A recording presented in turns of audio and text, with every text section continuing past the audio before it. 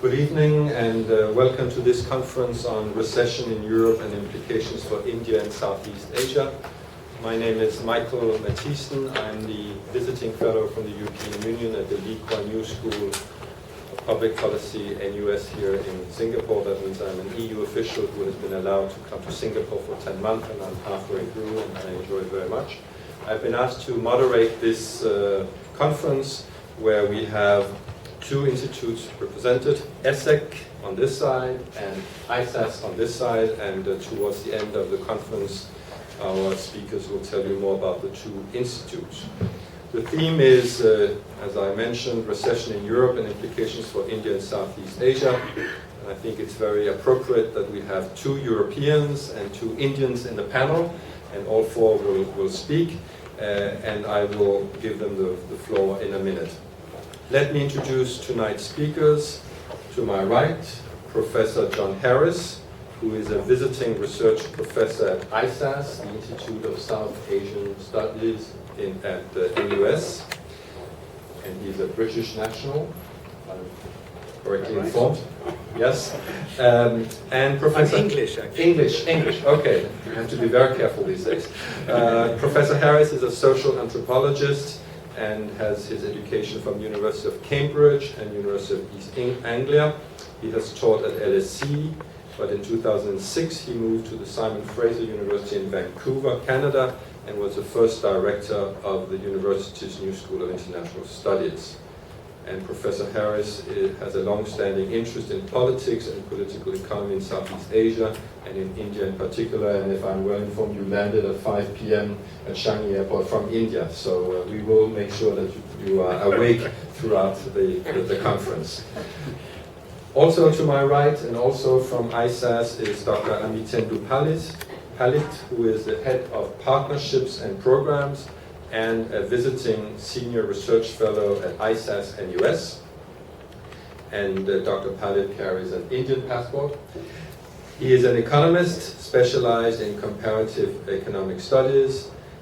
He has worked in the Indian Ministry of Finance for more than a decade and has had a number of other consultancy posts and has published many books and is a columnist for various newspapers and has a special interest in trade. And we'll come back to that during the conference. If I turn to the left, to ESSEC Business School, I have Professor Sedomir Rich, yes. That's right. Sorry for the pronunciation. Professor is here at ESSEC, carries a French passport, and has a doctorate in geopolitics from Sciences Po Paris, and is an author of many books and articles, and his specialty is international business and Islam and business. And last but not least, Professor Ashok Som, Associate Dean of Global MBA, carries a Indian passport, and he has a PhD in business administration from the Indian Institute of Management, and 2 masters, and his research area is international business. So with these presentations, I think we can start the debate in a minute, but being the EU visiting fellow at the Lee Kuan Yew School, and being an EU official in Singapore and not belonging neither to ISAS or to ESSEC, I thought I should say a few words about the relationship between EU and India in order to put tonight's conference in a perspective. India and the European Union became strategic partners back in 2004. And as you may know, the European Union has a limited number of strategic partners, 10 in all. 4 of them are in Asia: China, Japan, India, and South Korea. When you are strategic partners, you meet at various levels, including at the summit level. And there have been EU-India summits for almost every year since this partnership was agreed. The last summit took place in February 2012 in New Delhi. And as you may know, with the Lisbon Treaty, which entered into force at the end of 2009, there is more continuity in the EU's representation vis-à-vis third states which means that it is now the President of the European Council, Mr. Van Rompuy, and the President of the European Commission, Mr. Barroso, who attend all the summits and meet third parties.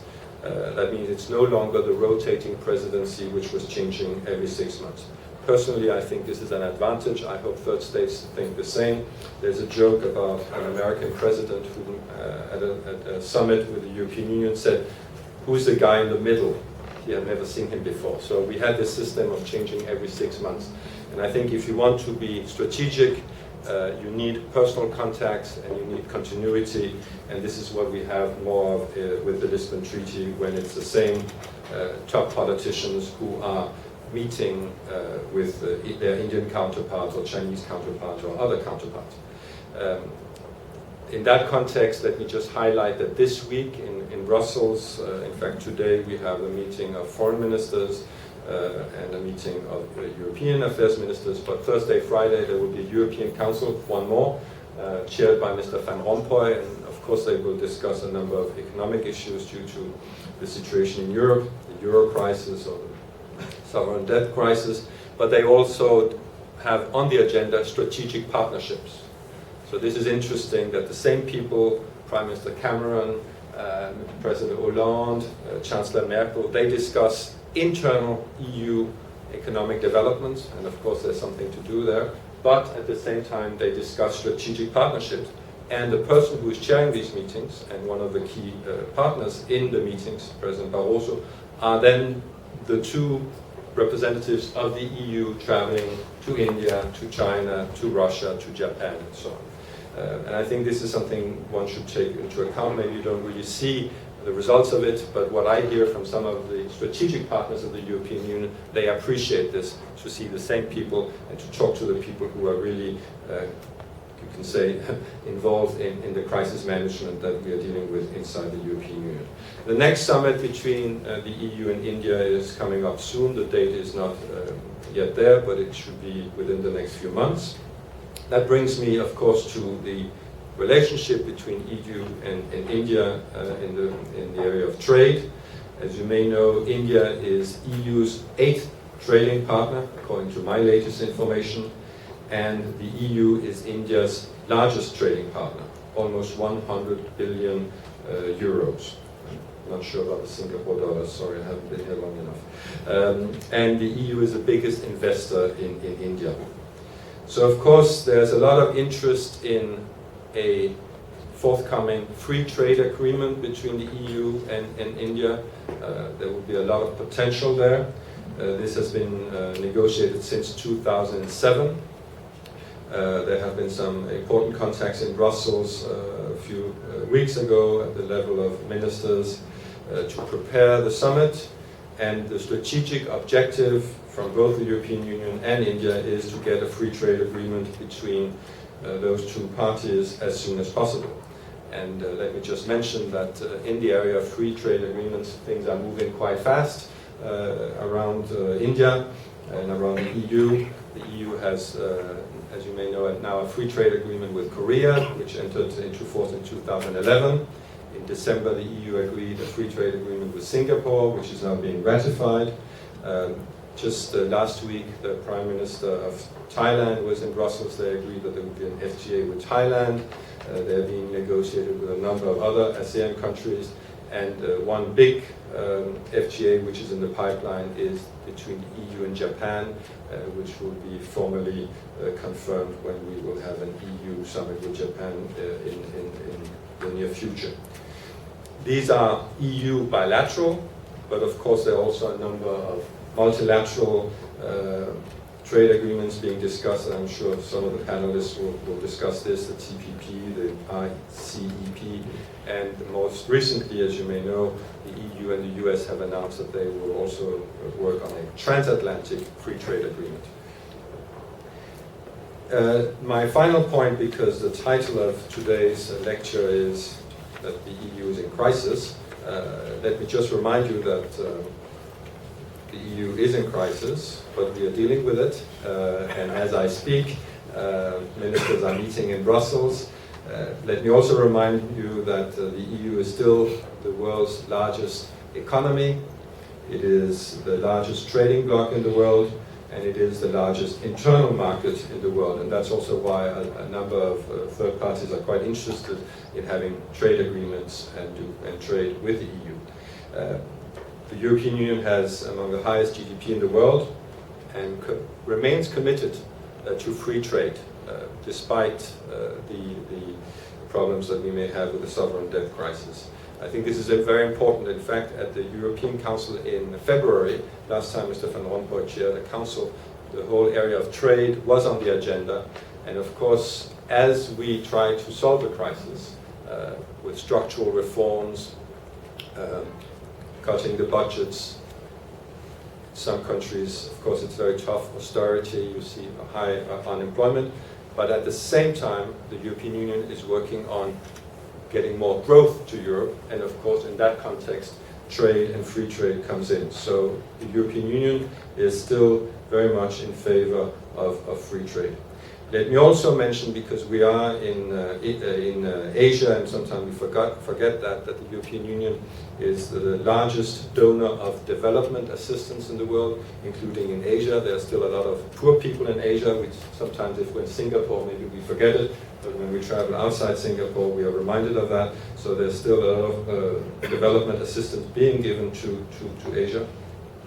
And the European Union is a leader in sustainable development, environmental awareness, and tackling climate change. I thought I just wanted to give you this little framework for the discussion, and I'm sure we will have interesting discussions. So where do we start? Do we start to ISAS? Yes. So I'll Back and forth. back and forth. So I have to be very neutral tonight.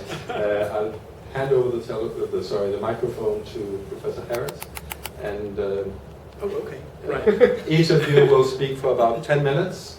And at the end of the discussion, we will also hear a bit about the two institutes. Right. So without further ado, Okay. you better have the microphone. All right. I'm very grateful to you for introducing me and explaining that I'm a social anthropologist, and I'm not an economist. I'm not a finance person, so I feel in many ways that I'm not really the best person to be sitting up here. I think my sole qualification for being here is that I am a European. And actually, I interjected in the course of your introduction to say, oh, I'm English. And I really do feel very English, but I'm, I think, one of the relatively few people in England who would also say, I'm a European. Constructing a European identity is a process that I think hasn't gone nearly as far as it needs to. Anyway, I think that what I would like to contribute to this discussion, initially anyway, really follows from those introductory remarks about the EU, because my first reaction on seeing the title of this discussion was actually to say, what crisis? You know, there's a great deal of hype about a crisis in Europe, but there are plenty of signals which point the other way. You know, a crisis in Europe, but isn't it interesting that the major European stock markets have been, you know, climbing rapidly over the first few months of this year? The FTSE, the Financial Times Stock Exchange Index, hasn't sort of hit a new ceiling in the way that the Dow did last week, but it's, you know, as somebody who has a pension in the UK, you know, I do kind of care about what's happening in the stock market, and the London stock market is looking much healthier today than it has at any time since January 2008. So, you know, something's going on that has given a real kind of upward push to stock markets in Europe. Then also following from your remarks there about the strengths of Europe, The last time I saw any figures on this, I believe that 27%, am I right? 27% of reserves across the world are held in euros, and this is supposed to be a currency in crisis. The exchange rate of the euro against the dollar, much stronger than at the time the euro was formed. So it seems to me there are plenty of indicators of the strengths of the European economy. I also think that Europe has actually put in place the European Union. Actually, I should qualify that to say the countries which are part of the Eurozone in particular, but in the context, the framework of the European Union, have put in place, I think, the architecture for stability. It's clear that the European Central Bank has been ready to intervene and has built up the means through the European Stability Mechanism of intervening to ensure that the kinds of developments that took place in the recent past won't recur. The framework for a banking union is in place, and the Eurozone hasn't broken up. And I think that the indications are now very clear that it's not going to break up because as I said, the architecture of regulation and so on being in place to cope with crisis better than was the case in the recent past. And I think that there is no doubt about the commitments of Europe's leaders. I think the leadership in Europe has not been great over the last 2 or 3 years, but I think there's no doubt of the commitments of European leaders to the Eurozone and to the European Union. Of course, there is an ongoing recession, a very serious recession, especially in the southern European countries, and actually in many ways in the UK as well. I feel particularly about the recession in Portugal because I have a young colleague at Simon Fraser University who is currently the Minister for the Economy in Portugal. He's got bags of chutzpah and he really needs it in order to hold that job down as he has done now for getting on for 2 years. So there is unquestionably, there's a big crisis, especially in the southern European countries, and I think perhaps at the core of the problems of those economies now is a credit crunch. That it's extremely difficult, especially for the small businesses that generate most employment, to raise finance for their operations, except at very high cost.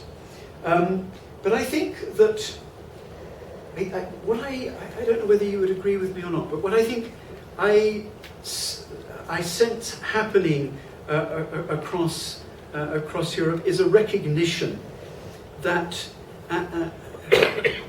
there's this difficult balancing act of dealing with deficits, but it's no good being so stringent as to cut off any prospects for growth. I mean, in relation to my own country, in relation to the United Kingdom, I find it very interesting that now we have The Economist, the Financial Times, saying to the finance minister, the Chancellor of the Exchequer, Mr. Osborne, it's good on you for pursuing the course of sort of fiscal rectitude, but you've really got to do something about growth, about rekindling growth. And as some of you may have seen, The Economist just last week carried some advice to Mr. Osborne about how that might be done. So I think that's certainly one straw in the wind, but I see similar straws elsewhere in Europe. So I think I'd say at the beginning of this discussion, let's not get sort of too carried away with the notion of crisis, that the whole thing's going to sort of come tumbling down like a sort of house of cards. Just to sort of come on to Europe in relation to Asia, perhaps the last point that I should have made in relation to the EU is just to point out or to remind us all that one of the big priorities that President Obama has established for his new administration is to conclude a trade agreement with the European Union. Mr. Obama certainly hasn't given up on Europe, and if those negotiations reach a conclusion, in the reasonably short term, then the implications, it seems to me, for European growth, for American growth, and then for Asian economies are really potentially, I think, quite positive. Just lastly, maybe a word on the British position. I said at the beginning of my remarks that I do actually think of myself as a European, and I have always personally been a strong supporter of the United Kingdom taking the fullest possible, participating to the fullest possible extent in the European project. And to me, it is a matter of great regret that the backwoodsmen in the partly ruling Conservative Party are so antipathetic to Europe and have really, I think, tied the Prime Minister's hand in such a way as to have led him recently to commit to renegotiating Britain's position in Europe and then to hold a referendum on that renegotiated position. I think this is going to create uncertainty, which is certainly not in the interests of the United Kingdom, and I don't think it's in the interests of Europe either.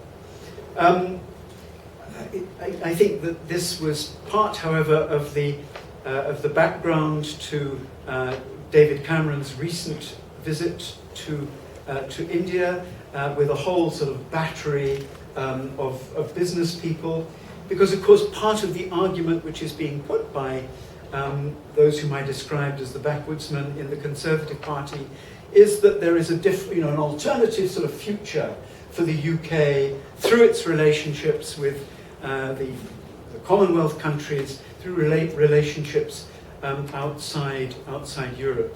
And in that context, India is extremely important. Those in my country who think that, need to look a little bit more closely at the figures.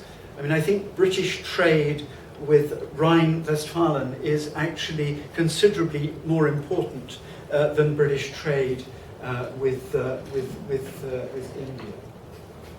I think I've probably gone on long enough, haven't I? Okay, we can come back later. Thank you very much, Professor. And now we move from one European, for the moment linked to ISAS, to an Indian linked to ESSEC, and Professor Chand.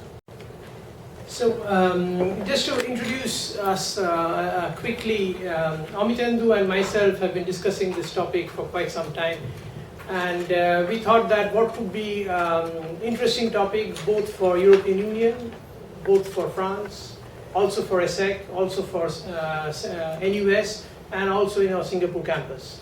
So the issue today is not only from looking at the financial crisis or the recession in Europe, but also the challenges and opportunities and what we think that has an effect for India and Southeast Asia.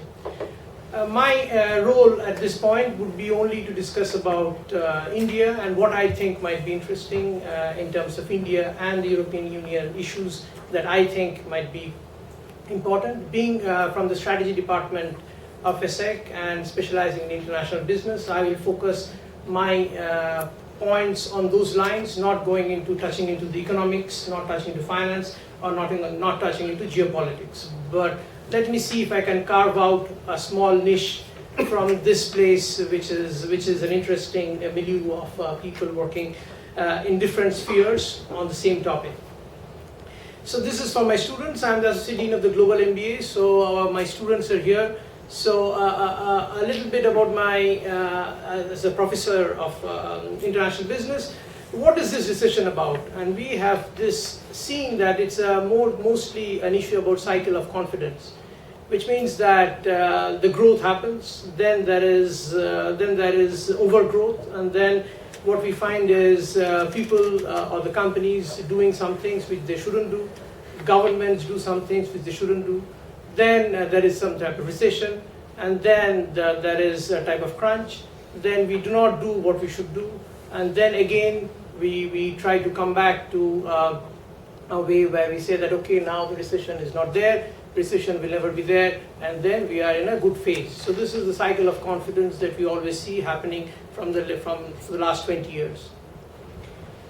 The second point which I want to argue is the India and other South Asian countries are affected because, not only because the European Union and the US is in a difficult situation today, contrary to what my colleague was saying, John is saying, they have an effect because of the trade and the financial channels have been restricted for these countries because they have bilateral and multilateral discussions within this framework. Also, even if a recession is averted in Europe, as you're saying, but if both US and Europe together has difficulty for over a period of time, of course, India and Southeast Asia would also have an effect on this.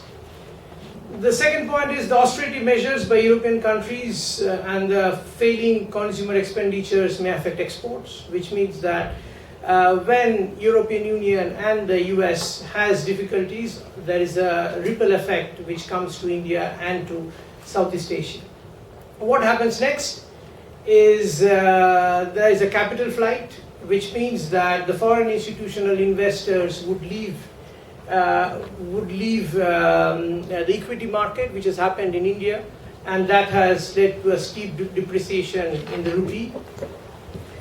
And also there is a high public debt, which means that like Greece, Spain, Portugal, Ireland, which is having difficulty, which means that India is also having difficulty with such a high public debt.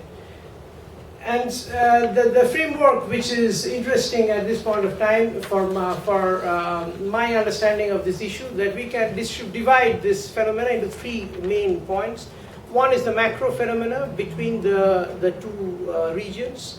One is the micro phenomena, which is what is affecting the companies, what is affecting the real life of the people in those two areas. And the last are the implications and the opportunities and challenges for the both. The World Economic Situation and Prospects of 2012 talks about that the Asian developing economies would likely to have a significant blow through a drop in the exports, and GDP growth would accelerate. Though the growth of India, though the growth of China have been for the last 5 years have been more than 6 to 7%, but this year, as we see, that the growth has reduced, and barely Iran, Nepal, Pakistan have registered a growth of around 4%. Also, there is an effect, because of this, there is an effect on the macro phenomena, that the downgrading of the credit rating agencies of the country. So when the downgrading happens, again, we go back to the cycle of confidence, the capital flight goes out, and that is an effect on the economy as a whole. What I see here also is, I don't know if I am only seeing or if others have seen it also, but I see a paradox here, which is quite striking from my point of view.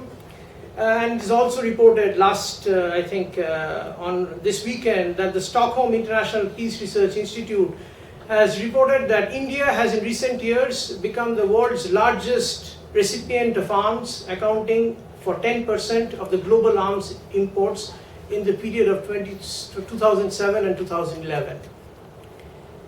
Which means that the nations which sell arms to emerging markets, to countries like India, they are selling arms, but India as such has reduced its growth.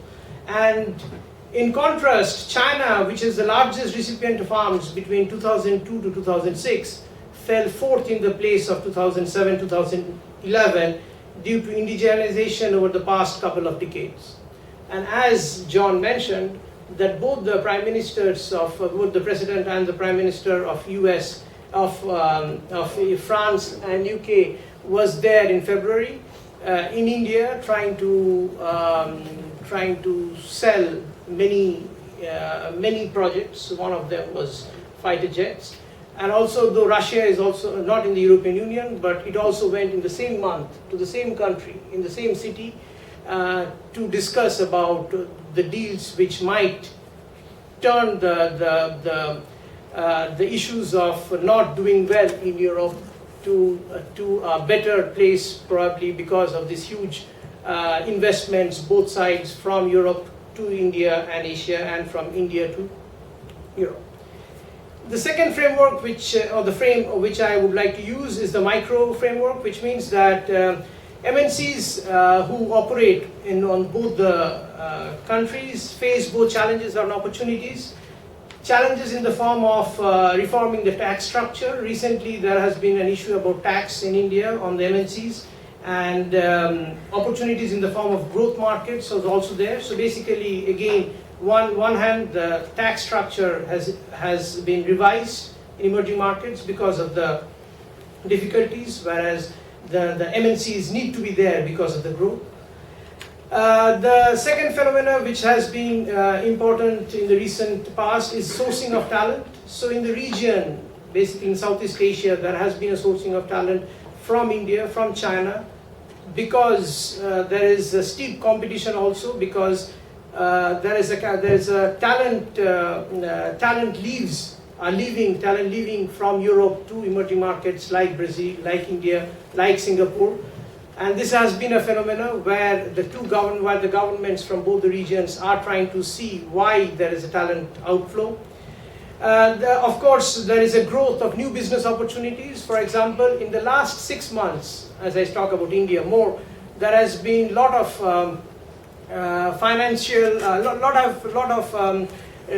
decisions taken by the India government. For example, opening up of the retail sector, which has been going on for a long time, which has huge implications for retailers like Walmart, retailers like Carrefour, retailers like Tesco's of the region. Then, of course, the insurance bill has been passed, and the private banking bill, which will be passed very soon, which is in the table. And for our business, since we are in the business of education, I think there's an interesting issue about the recession, and of course not the recession, because the source of talent pool for higher education has an effect. For one, less jobs means higher risk, and students to invest for higher education in Europe.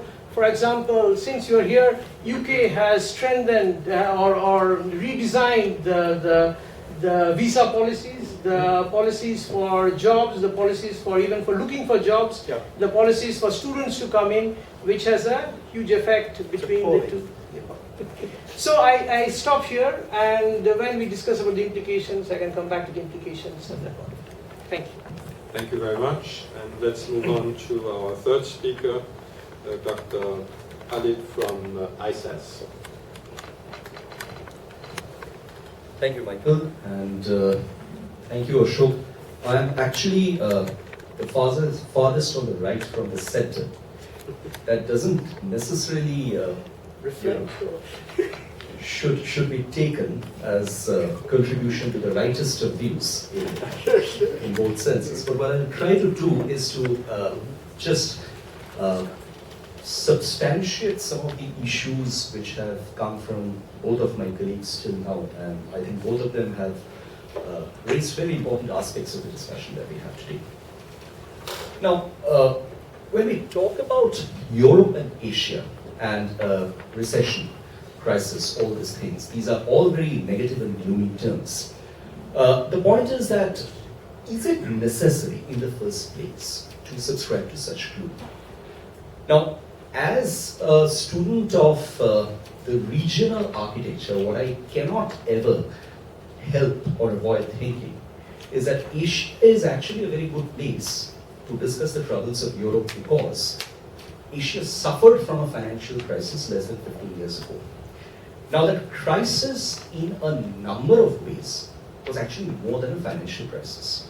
It became a social crisis in certain countries, it erupted as a political crisis. But it also became a great lesson in learning and experience. Let's look at some of the causalities. When Asia suffered in 1997, Europe didn't. When Asia suffered and for 3 to 4 years it went into a prolonged economic contraction, Europe didn't. This time when Europe suffered, Asia has gone into contraction. Now, what does this mean? First, it puts to a complete end the whole notion of decoupling. There's nothing called decoupling anymore. Asia depends on Europe for economic sustenance. Why? Because Asia is a producer for Europe.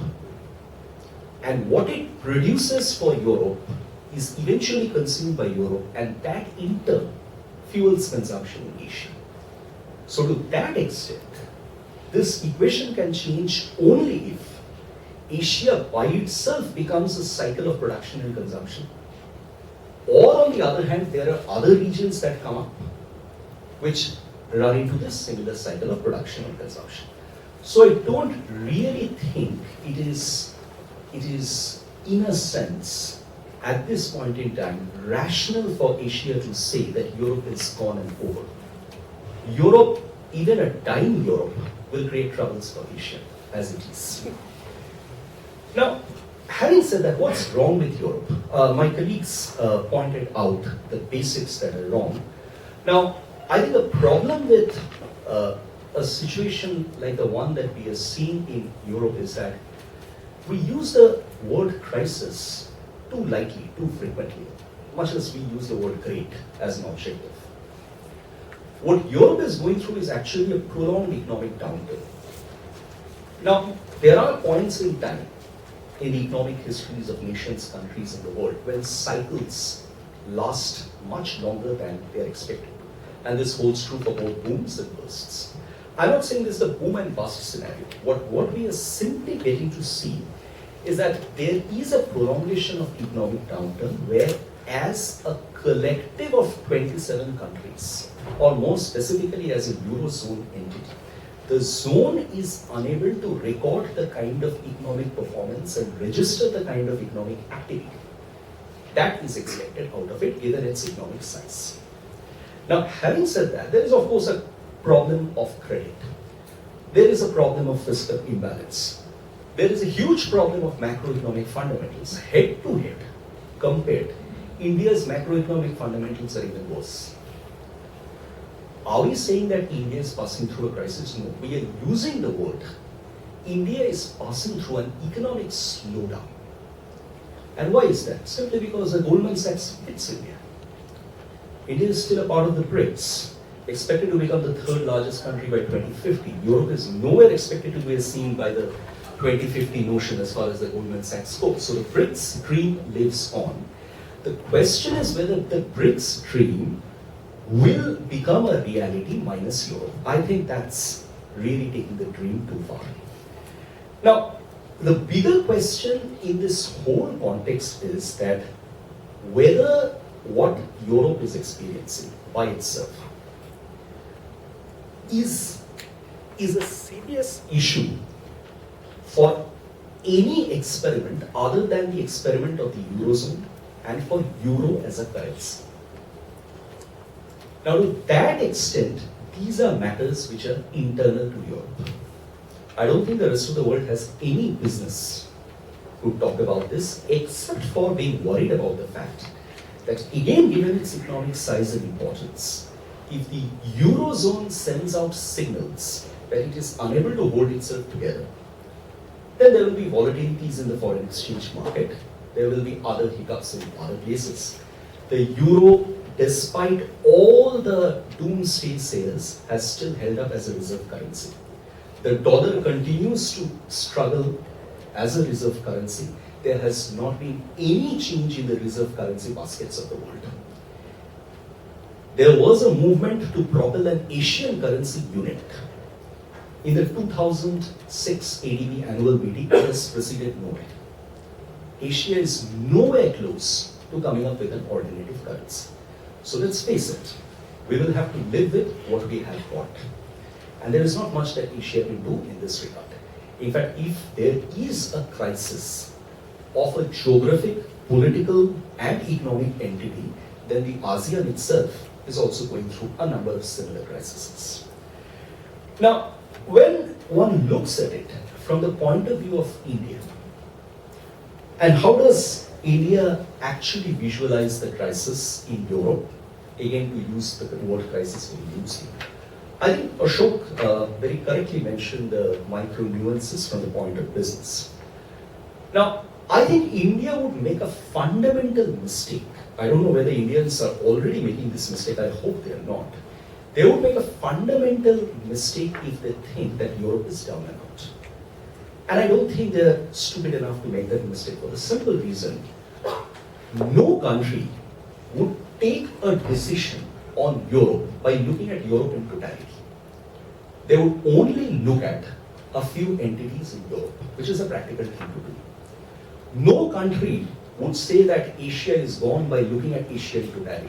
They would look at what's happening to India, China, Singapore, and a few other major economies. If these economies are holding up firm, then Asia is holding up firm. And I think to that extent, the concern is essentially with 4 of the big major European players who are part of the G8, and which include Germany, France, UK, Italy. Italy has unfortunately slipped into the group of pigs. But the rest of the 3, irrespective of the troubles that they are facing, are not going to go down. Why are they not going to go down? Because of 2 important reasons. First, they have enough resilience. They have enough resilience, they have encountered difficulties before, they will go through. And secondly, the world will not let them go down. There is enough of backing of the international community to let these 3 economies hold up and prosper. As far as the rest of the countries are concerned, well, if Italy defaults $2 trillion, hardly matters much for a world economy, which is far, far more ahead in size of trillions. Argentina defaulted on its debt payments to the IMF is still up and running. Solid, bigger, larger than what it was before. As they say, what are a few trillions between friends? So, from this point of view, it's just clearly very important to take a practical view of the situation in Europe for India and the rest of the countries in Asia, and accept the fact that an economic entity and an economic presence like Europe is something which has not come up instantly and is also not going to vanish instantly. It's there to remain. It might be down on its knees for a while, but that does not mean that it cannot recharge its batteries. Now, this is a situation where the rest of the world, and particularly the emerging markets, have to be a little careful in taking Europe on. Now, one outcome of the way the world is probably not taking Europe very fairly, or not probably appreciating the real virtues of Europe, is the Copenhagen discussion in 2010, where the final draft was hammered out by 5 countries, none of which included a European country. Despite Europe having had the history of maximum proactive action on climate change in Europe. Now, this is where the emerging market countries would obviously punch above their weights. This is where they would also make a mistake if they think that future negotiations are going to take the Copenhagen path. It cannot. Somewhere or other, Europe has to come back into scenario, because from India to the US, it is impossible to traverse without crossing the Europe, metaphorically speaking. Now, this is where emerging markets have to accept the fact that EU is a presence in not only all major global forums, but in almost all regional forums as well. Even in the forums that are prominent in Asia, EU is present in most as an observer. So the views count.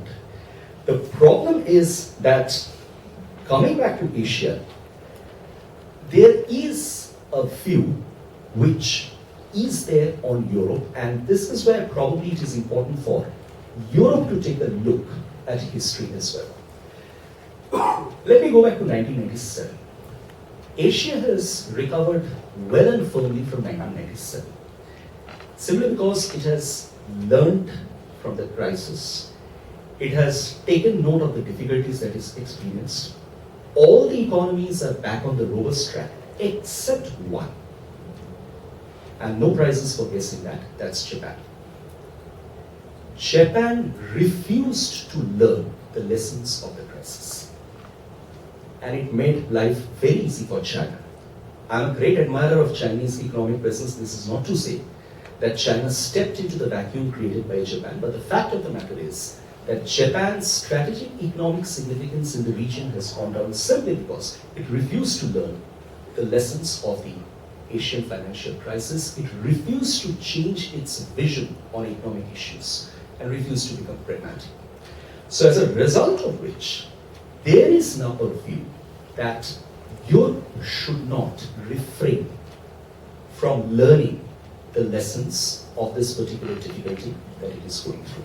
And what does it mean? The first and foremost is they should accept the fact that the world is changing. There's a very big world outside Europe. It's very important for Europe to understand that. And that world has a vision and dynamic of its own in different ways in different parts. They have customs, systems, visions, challenges, and opportunities which are very, very different from the way Europe would look at these issues. And it's important to take stock of that reality. And one of the very important points of that reality is that Europe has to look far more closely, proactively, engagedly at Asia Pacific. There are other countries of the world, major parts, major regions, which have very clearly accepted the Asia Pacific as the locus of all major future economic and strategic activity. Europe will only cause itself harm if it doesn't get into the Asia Pacific in a major and proactive way. And that might lead to prolongation of the downturn, and that might lead to crisis becoming a permanent level for Europe. Thanks. Thank you very much. Mr. Rovic. Yes. Thank you, Michael. I would like first to take the opportunity to welcome you all at ESSEC Asia Pacific here, especially on behalf of Professor Hervé Matt, who is the Dean of Asia Pacific for ESSEC, and who is teaching today in Paris. Unfortunately, he cannot be with us today. In the last few weeks, we celebrated very important marks for ESSEC in Singapore, since we had the groundbreaking ceremony for our new campus. So we are proud of this. We have been in Singapore for 7 years, and we are here to stay. So we like to be here, and I believe that in the future you will hear a little bit more about ESSEC.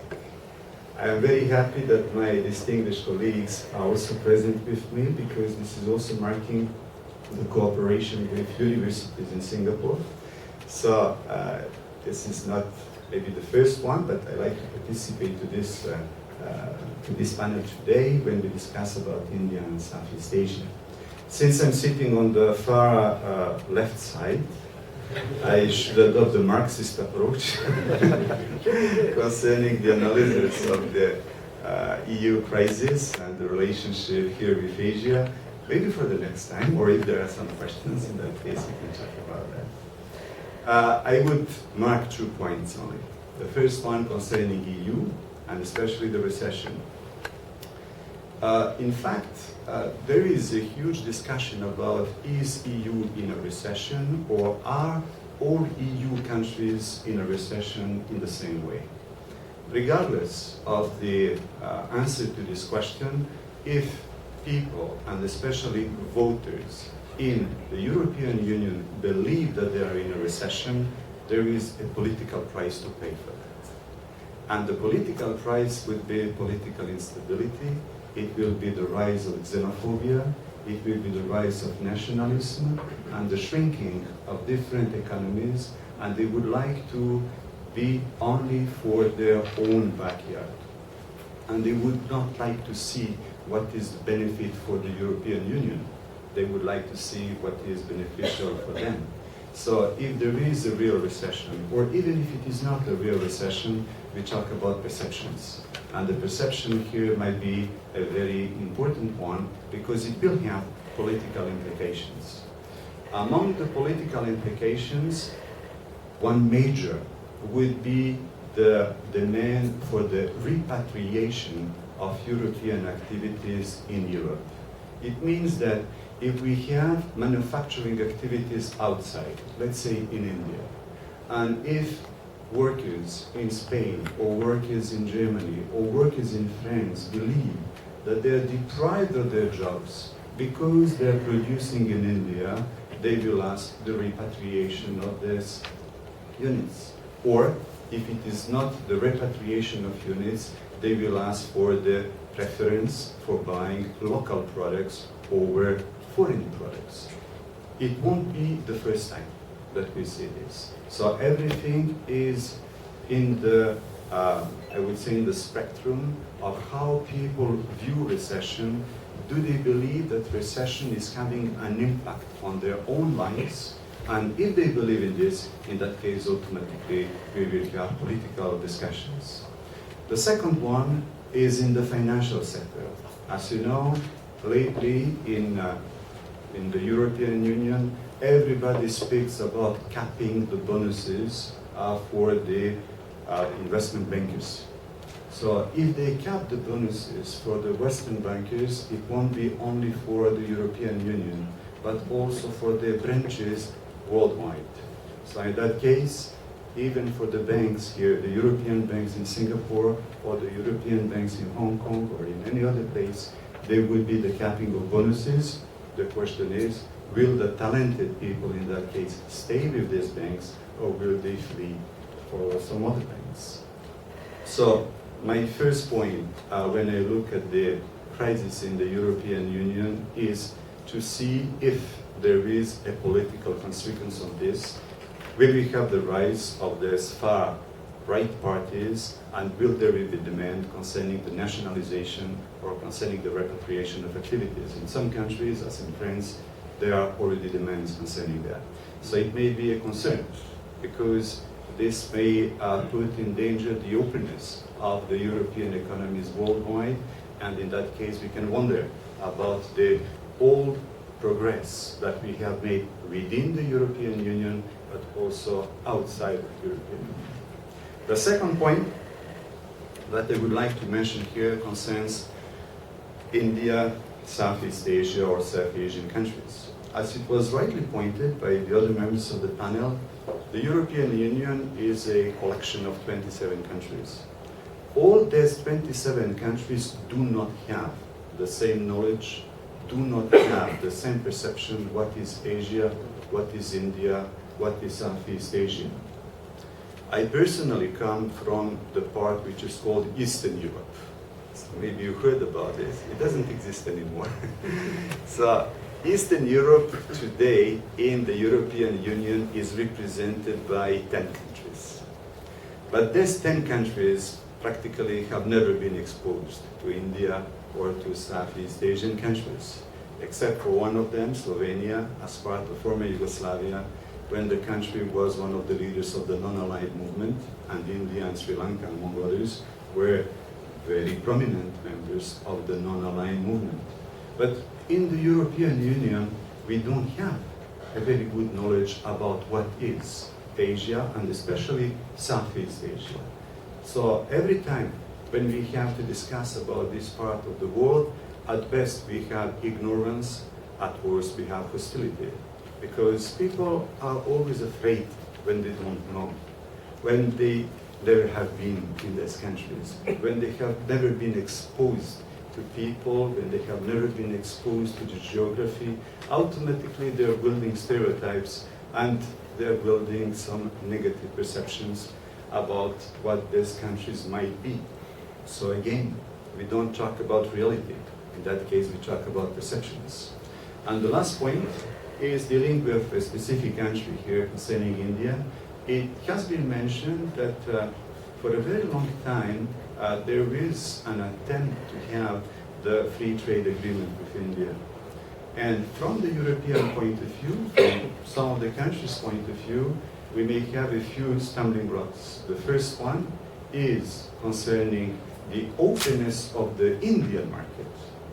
And from the European point of view, special countries, we don't believe that India is ready for this, especially in the retail sector, as you mentioned. So you mentioned some of the companies, IKEA is in the same group. They would like to be present in India. It's not easy. It's not easy because of several factors. We cannot enumerate all of them, but it means that the Indian market is not so open for foreign investment, especially when retail is concerned. And the last point concerning the foreign trade agreement concerns the intellectual property. As you know, India is the home of the manufacturing of generic medicine, and the biggest pharmaceutical laboratories in the world don't like this, because very often they don't pay for the copyrights.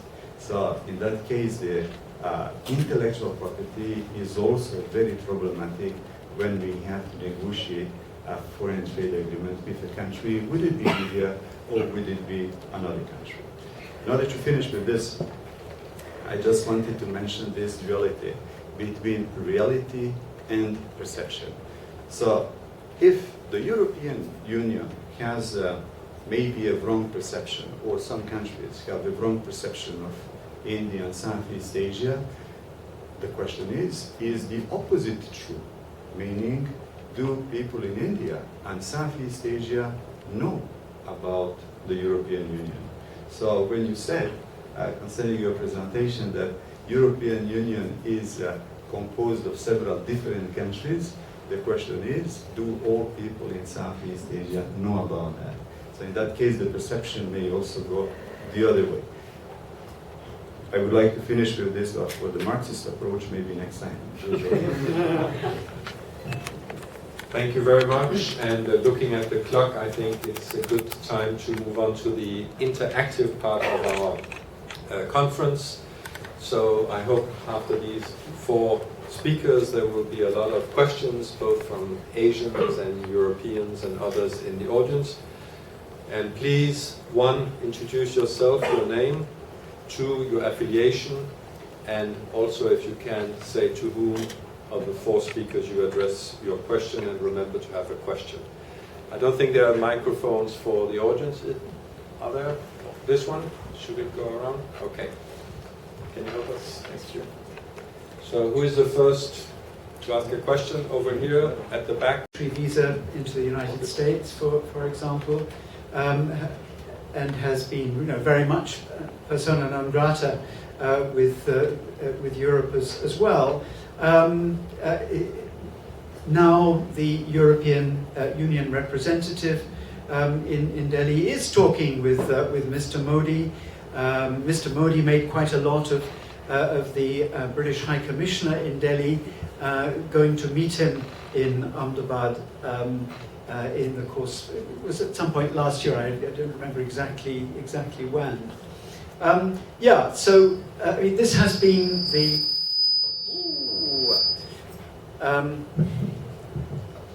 this has been the trend, hasn't it, in India over the last decade that increasingly in India's, it's now sometimes described as India's federal market economy, that individual states are negotiating independently with the international finance institutions and with companies outside. So that is it's a very important development, and increasingly, I think, it's going to be what takes place in negotiations between European companies and states like Gujarat.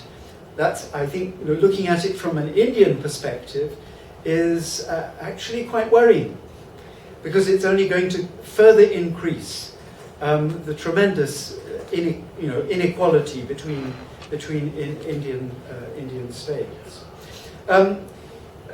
More generally, how does Europe relate to India? I think that certainly over the recent past, India has really not done itself any big favours in terms of the way in which it appears to the rest of the world.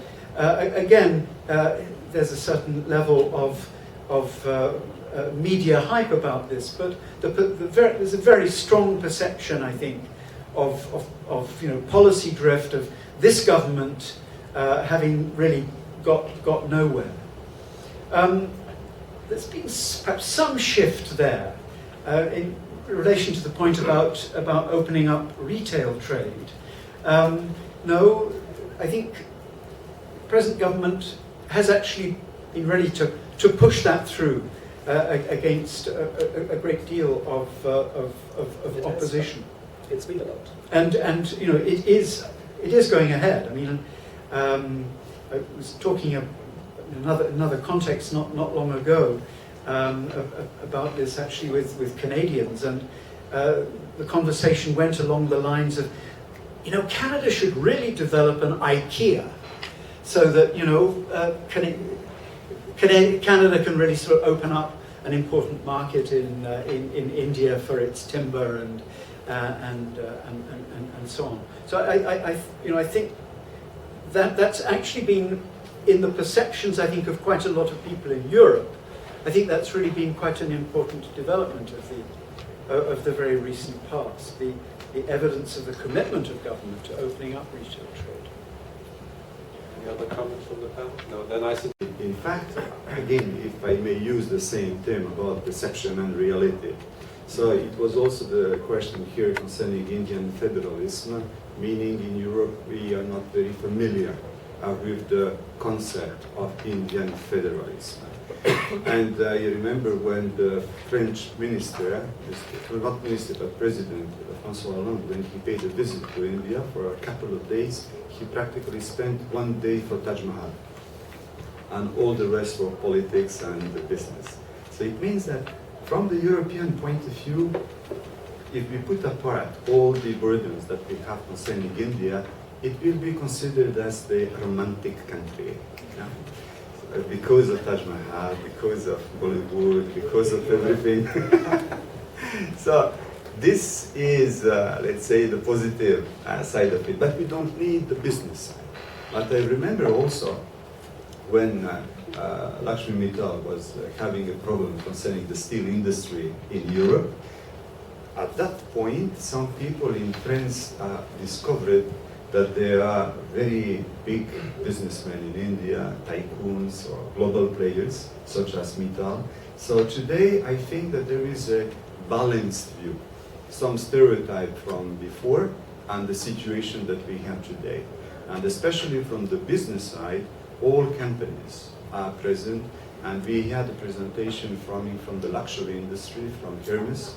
So when they talk about opening the Indian market and opening the big stores on the Indian market, it was considered to be essential for them. What was maybe China some years ago, it will be India for the future, for them, for the business makers. Now concerning Indian people going to Europe and so on, you are absolutely right. We also have this kind of negative perception, especially concerning the possibility to obtain a visa and visit all these countries. I'm sorry, probably I fully agree with your observation, because as an Indian, when I travel to Europe, over the last 4 years, it has never appeared to me that Europe is in crisis, at least in terms of the visible look on people, and India appears to be in perpetual crisis. The reason for that is simple. Only one factor: social security. Social security enables the average European to survive and sustain beyond the current needs. India doesn't have. And India cannot aspire to have a social security given its size. In fact, this is, just to bring a different context into view, this is to a large extent also the difference that you will notice traveling across an economic miracle like China, which shows very heterogeneous, living standard profiles across the country. Again, because social security is not instrumental in shielding people. I think that's eventually, at the end of the day, the biggest issue. The question is whether Europe, down the line, will be able to carry on with the social security. It is widely known that the largest manufacturing employer in the United Kingdom is an Indian company. And this is the Tata company, by far and away the biggest manufacturing employer in the UK these days. So I mean, that's, I think, part of the very different sort of perception of India in Europe that you were referring to. It is recognised that India has really, really important companies. Just very briefly, in response to your question, somebody who's now lived mostly outside the UK for the last 6 years, I have rather the same sort of reaction as you going back home. London doesn't really sort of seem to be in deep recession. It's not what you see on a Friday night outside the pubs around the LSE where I used to be. But I mean, this is in part a reflection of the very sharp inequalities that exist in British society now. Certainly by comparison with the society in which I grew up, and go to some other parts of the UK, and it really does look rather different, even allowing for social security. So don't forget about the implications of deep inequalities, which of course then ties up with those very good points that you made about the serious risks, I think, of social political instability in parts of Europe. I mean, if you think of the levels of unemployment amongst young people in southern Europe, I just can't imagine what it must be like to be a young person in Portugal or Spain. From a major trade center in Asia. It could be Hong Kong, it could be Singapore, it could be Shanghai. It really doesn't matter where the location is. The point is that, let me try to come to this from another context. India has, at this point in time, 3 major exchanges dealing in commodities. One of these exchanges have established the first multi-commodity forward trading exchange in Singapore. Singapore didn't have this tradition. What I'm trying to say is that as a geographical entity, Southeast Asia and Northeast Asia have increasingly become major holders of derivatives and commodities, and also major players in commodity trade. And to a very large extent, the precious metal trade apart, major metal trade in mineral metals like aluminum, zinc, copper, and a large amount of that actually takes place within the regional value chains in Asia. Now, if that is the case, then there is probably a strong rationale in trying to set up a center or an exchange working out of Asia, where traders will be able to hedge their risks, take part in the price mechanism, and determine the prices. Now, what that means for global aluminium price determination, I think it simply gives another option. I mean, much as we are familiar with different varieties of crude oil, and we are accustomed to the London Brent along with the Dubai crude, and we are habituated to taking their prices on par, I think we will probably see a London Metal and Aluminium being quoted parallel to the Hong Kong Metal Exchange. In a sense, I think better because more information, more choices. My opening remarks were in part in the way of debating points and trying to be a little bit provocative.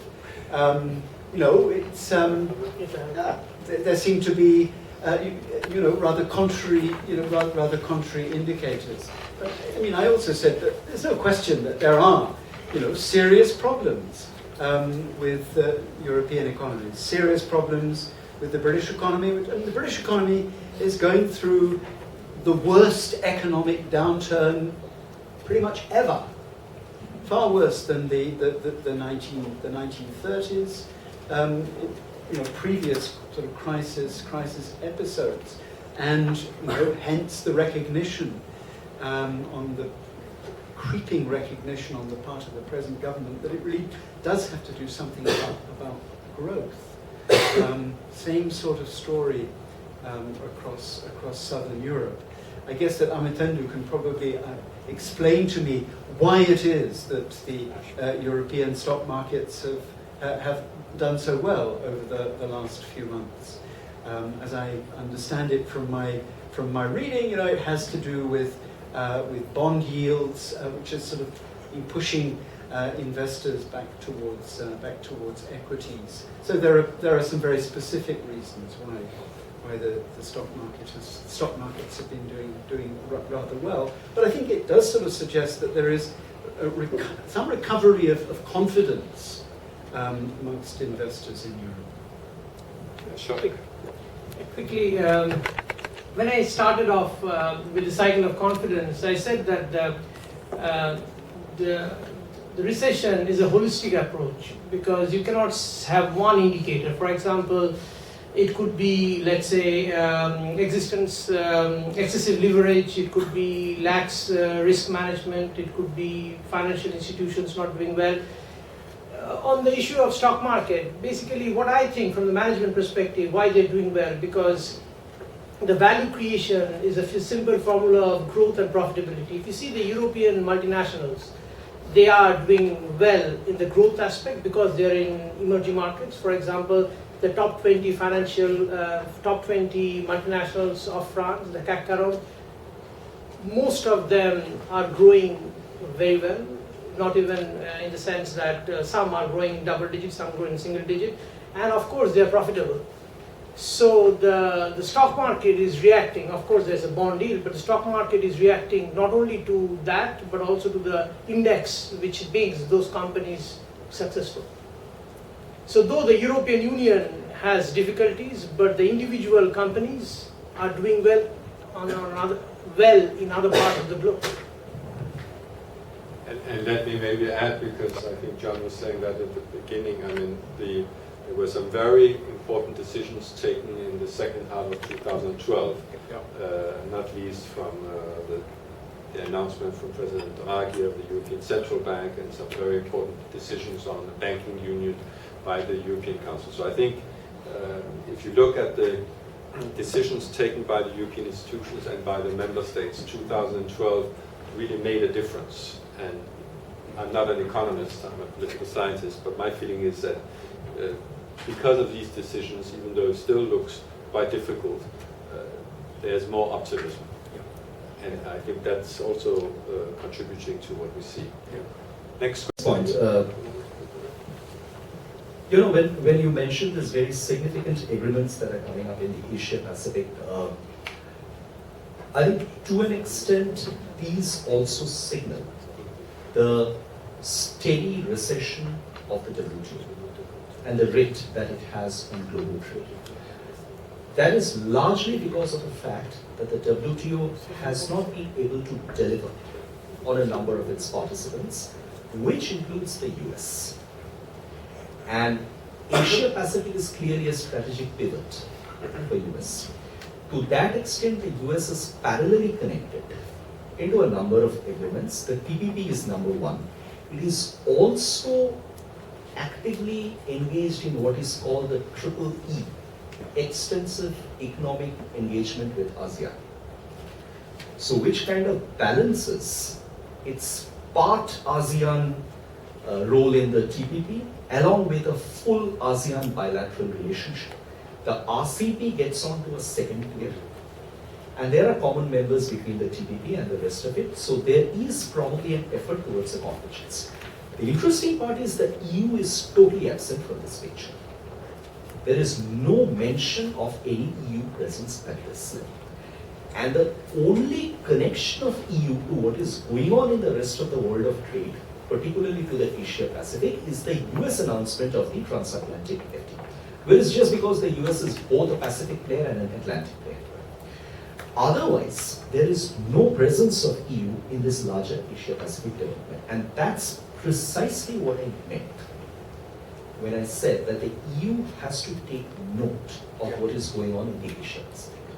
It cannot afford to take a backseat on this, number one. Because the very simple thing is that as economists, we can always say that multilateral trade is any day a superior option to regional trade, but the world is different. The world is not following the path of multilateral trade, it is deviating from it. So it is important to be a part of these frameworks and at the end of the day aspire for as big a regional pie as one can get. So one can hope that probably down the line the vision of a free trade area for the Asia Pacific, which APEC had enshrined in 1986, will come through these routes someday, if it does. But the EU is nowhere in the picture. And it's important for it to establish a linkage, whether through South Asia or Southeast Asia or through NAFTA, doesn't matter. It has to come into the stream. The second part on regional integration, I think Asia Pacific has a major problem.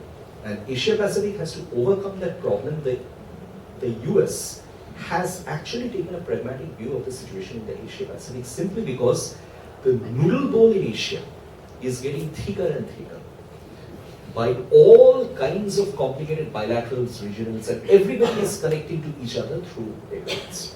Now, this obviously is not going to work. It's not going to work for the average exporter because the average exporter is faced with 85 to 90 different tariff schedules for one single item. He or she doesn't know how to respond or to react. In the process, that is the reason why WTO is still alive. Because it still falls back onto the MFN rule of the WTO. Now, this is where regional integration in Asia Pacific has to eventually clear this mess. Now, I think to that extent, I support the TPP's effort much as I'm very critical of several other measures within the TPP. I think what the TPP is clearly trying to do is to set the new rules for modern trade. Whosoever can latch onto it will latch onto it and get themselves organized into a collective. The others will keep on fighting for the space till they get prepared to latch onto it, but that will eventually be the bench. And that's the only way to clear this regional mess. I feel obliged to comment a bit on this because, and also this is a comment to what Amitendu said before, and Sedomir said at some point that Europe is aware that it has to be more active in Asia. And I think the year 2012, and this is something that I've looked at as the EU fellow here at the Lee Kuan Yew School, was very much the year of Asia for the European Union. I don't know if we should talk about a pivot, but we are clearly seeing that other partners in the world are more interested in Asia Pacific. And I would admit, not as an EU official, but as an EU fellow, being for 1 year out of the office, that probably the European Union for a few years was too introvert. We were very busy with our treaty, the constitutional treaty. The French voted no, the Dutch voted no, the Irish voted no, we had problems with the Czechs. And a lot of energy was kind of inside Europe, and the crisis was not as bad as it is now. But it's clear that with the new Lisbon Treaty, once it entered into force, the new structures that I commented with the European Council, Mr. Van Rompuy, the new post of High Representative Vice President Catherine Ashton, the European External Action Service, which is kind of European foreign ministry with delegations or embassies worldwide. This had to start in 2011, but 2012 has really been a year where the European Union has been very active in Asia. We had the EU ASEAN ministerial meeting in Brunei in April. There was the highest participation of European Union foreign ministers ever. We had the ARF meeting, the Asia Regional Forum in Phnom Penh in July, where the EU was well represented. And then we had the ASEM Summit, the Asia-Europe Summit in November in Vientiane. Again, highest participation from the European side. In addition to that, there has been a lot of bilateral visits by European ministers. So I think Asia is very high on the agenda now. But the other thing is that Europe, if you look at the map, we have to also deal with our neighborhood. To the east, to the south, we've had the Arab Spring. Now we have the problems in Sahel, Mali, Niger. And European citizens wouldn't understand if we were not dealing with our neighborhood. And that's a bit the problem. If you are a global actor or becoming a global actor, you have to be active everywhere. And of course, there's also the US, and that's what we discussed about the EU-US trade agreement. On trade agreements, in general, the European Union is in favor of the multilateral way of doing things. But as it appeared that it was not possible, the WTO Doha round was blocked. Then we moved to doing something EU-ASEAN, block to block. That would have been our preference. But as that did not work out, the idea was then to move to bilateral agreements. And I mentioned Korea is in force, that's not ASEAN. Singapore has been agreed, now it has to be ratified. And a number of bilateral FTAs in the ASEAN region are now being negotiated. But the aim is still one day, maybe by December 2015, when we have a European Economic Community in ASEAN, then the EU could maybe move from having bilateral agreements to block to block. ASEAN 600 million people, EU 500 million people. It would be quite a nice free trade area. But so the objective is still to go something which is multilateral. But at the moment we are pursuing the bilateral ones. And let me say to Amitendo, I think my colleagues in Brussels are following very closely the TPP. We have time for one last question. European Union, many people would like this to happen on the far left and on the far right side of the political scheme, whatever the country is in the European Union.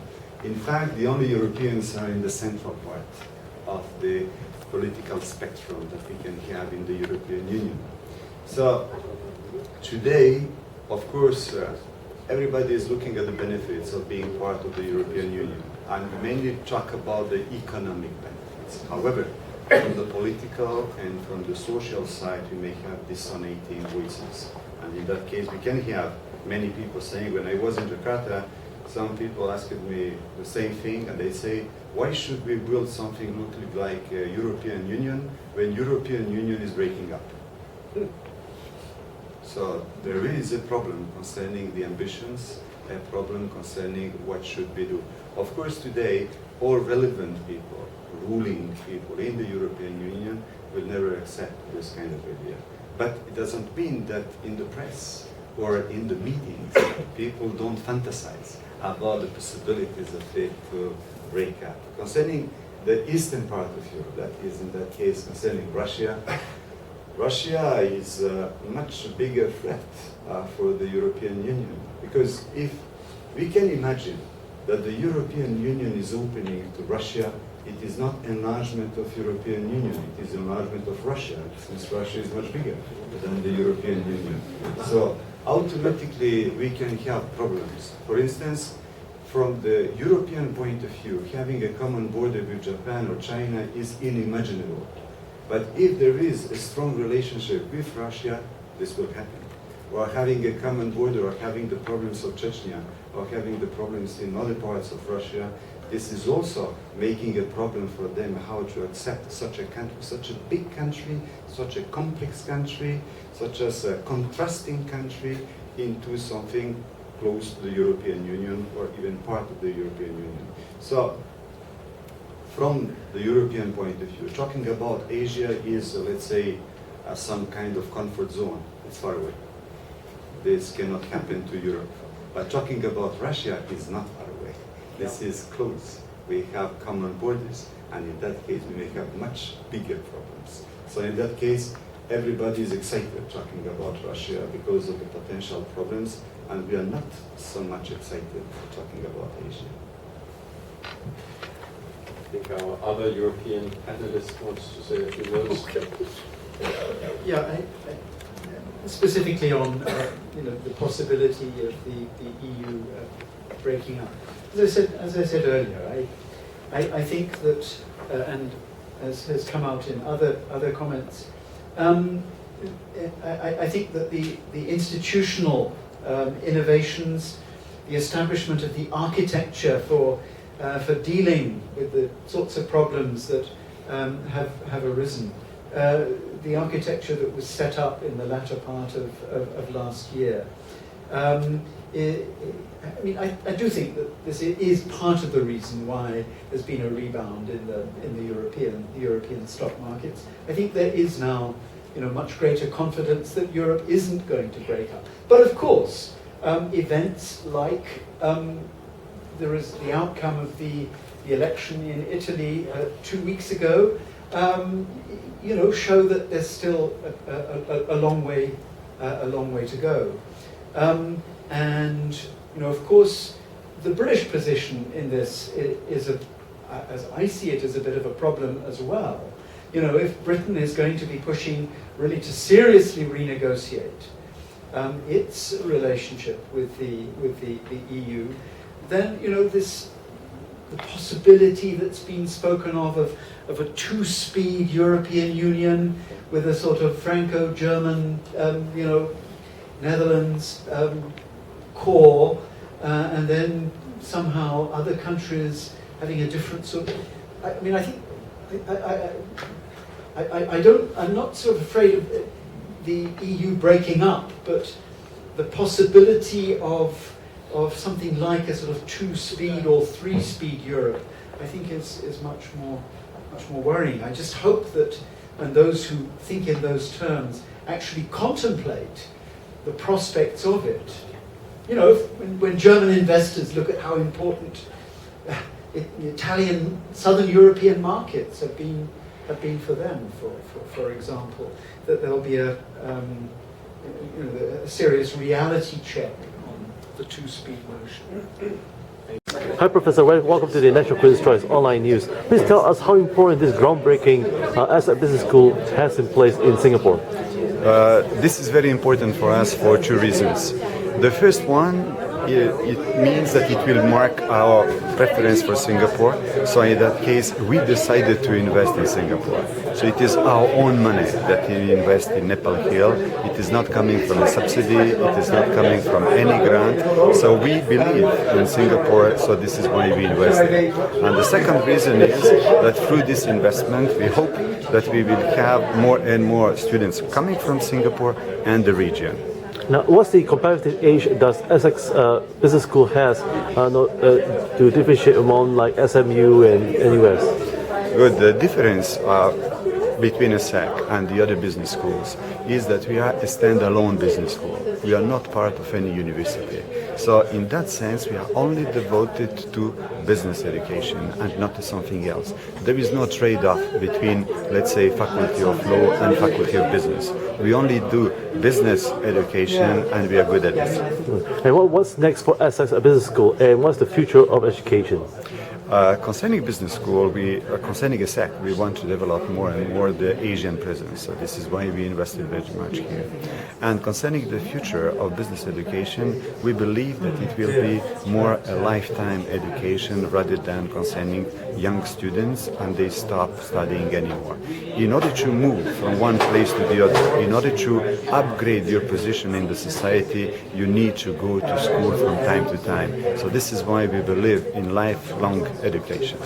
Well, thank you, Professor. And folks, please do contact ESSEC Business School on their website and for more information. Thank you very much. Thank you.